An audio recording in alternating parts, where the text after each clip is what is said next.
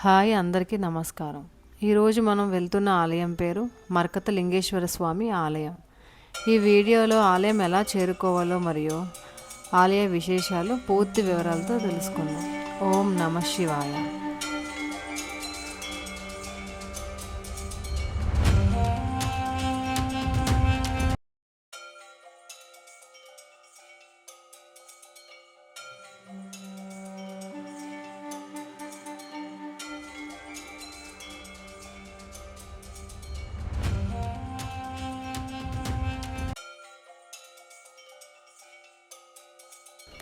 హైదరాబాద్ నుండి కేవలం 25 కిలోమీటర్ల దూరంలో ఉన్న చందేప గ్రామంలో మర్కత శివలింగేశ్వర స్వామి ఆలయం ఉంది. ఈ ఆలయం ఎలా చేరుకోవాలంటే హైదరాబాద్ నుండి లింగంపల్లి నుండి రోడ్డు మరియు రైలు మార్గాల్లో ఆలయం చేరుకోవచ్చు. రోడ్డు మార్గంలో వెళ్ళాలనుకుంటే లింగంపల్లి నుండి పటాన్ చెరువు నుండి శంకరపల్లి రెగ్యులర్గా బస్సులు ఉన్నాయి. శంకరపల్లి నుండి 3 కిలోమీటర్ల దూరంలో ఆలయం ఉంది. ఆటోలు ఉన్నాయి, సులభంగా ఆలయానికి చేరుకోవచ్చు. కారులో మరియు బైకుల్లో ఈజీగా వెళ్ళాలనుకుంటే 40 నిమిషాల్లో చేరుకోవచ్చు. రైలు మార్గంలో వెళ్ళాలనుకుంటే లింగంపల్లి నుండి శంకరపల్లి వరకు రైలు అందుబాటులో ఉన్నాయి.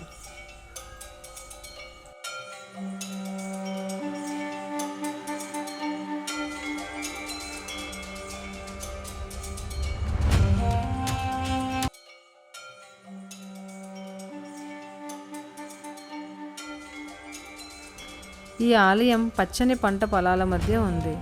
ఈ ఆలయం విక్రమాదిత్య అనే రాజు 900 సంవత్సరాల క్రితం విష్ణునామ సంవత్సరం కార్తీక మాసంలోని మర్కత శివలింగేశ్వర స్వామిని ప్రతిష్ఠించారు. ఇక్కడి శివలింగం సాధారణ రాతితో కాకుండా మర్కత శిలతో ప్రతిష్ఠించారని స్థానికులు చెప్తున్నారు. ఈ ఆలయంలో ప్రధాన దేవుడు శ్రీ మర్కత లింగేశ్వర స్వామి, పక్కన అమ్మవారు పార్వతీదేవితో కూడా దర్శనమిస్తారు. గర్భాలయం బయట కాలభైరవ స్వామి మరియు నాగదేవతలు కూడా దర్శనమిస్తారు. శివాలయంలో ప్రదక్షిణాలు ఎలా చేయాలి అంటే ధ్వజస్తంభం నుండి ఎడమవైపు నుండి సోమసూత్రం వరకు వెళ్ళి మళ్ళీ ధ్వజస్తంభం వరకు వచ్చి అక్కడ నుండి కుడివైపు సోమసూత్రం వెళ్ళి మళ్ళీ ధ్వజస్తంభం వరకు రావాలి. ఇలా చేస్తే శివాలయంలో ఒక ప్రదక్షిణ చేసినట్టు. సోమసూత్రం అంటే గర్భాలయంలో శివలింగానికి అభిషేకించిన దారి. ఆ దారిని సోమసూత్రం అంటారు. ఆ దారిని దాటరాదు, అక్కడ ప్రమాద ఘనాలు కొలువై ఉంటాయి. అభిషేకానికి కావలసినవన్నీ కూడా మనకి గుడి దగ్గరే దొరుకుతాయి. అభిషేకం ఎలా చేస్తున్నారో డైరెక్ట్గా మీరే చూడండి. ఈ శివాలయంలో మనమే స్వయంగా మన చేతులతో అభిషేకం చేయవచ్చు. ఆడవారు జడ వేసుకొని ఆలయంలోకి ప్రవేశించాలి. మగవారు అభిషేకం చేయాలి అనుకుంటే పంచె కట్టుకుంటే మంచిది.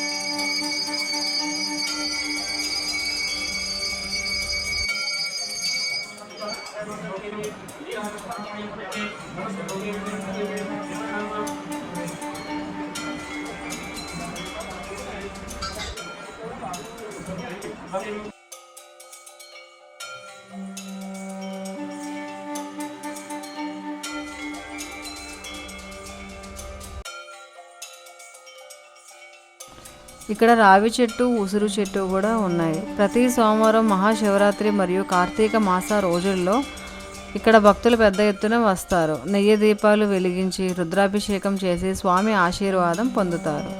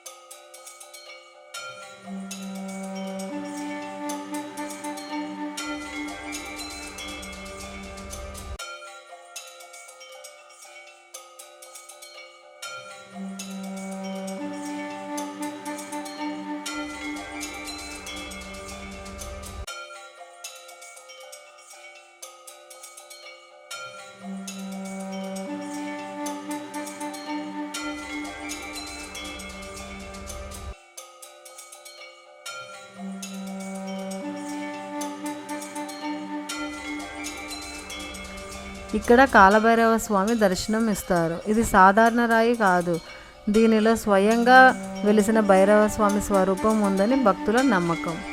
మీరు దండం పెట్టుకుని మీ కోరిక కోరుకుని రాయి మీద 2 చేతులు పెడితే మీ కోరిక నెరవేరే కోరిక అయితే రాయి తిరుగుతుంది, లేకపోతే తిరగదు. అందుకే దీనిని కోరికల రాయి అంటారు. స్వయంగా మేము వెళ్ళి ఎక్స్పీరియన్స్ చేసి వీడియో చేస్తున్నాము. మాకు నమ్మకం కలిగింది. మీకు కూడా నమ్మకం కలగాలంటే మీరు కూడా గుడికి వెళ్ళి మీ ఎక్స్పీరియన్స్ కమెంట్ రూపంలో మాకు చెప్పండి. Please like and subscribe for more videos. Thank you.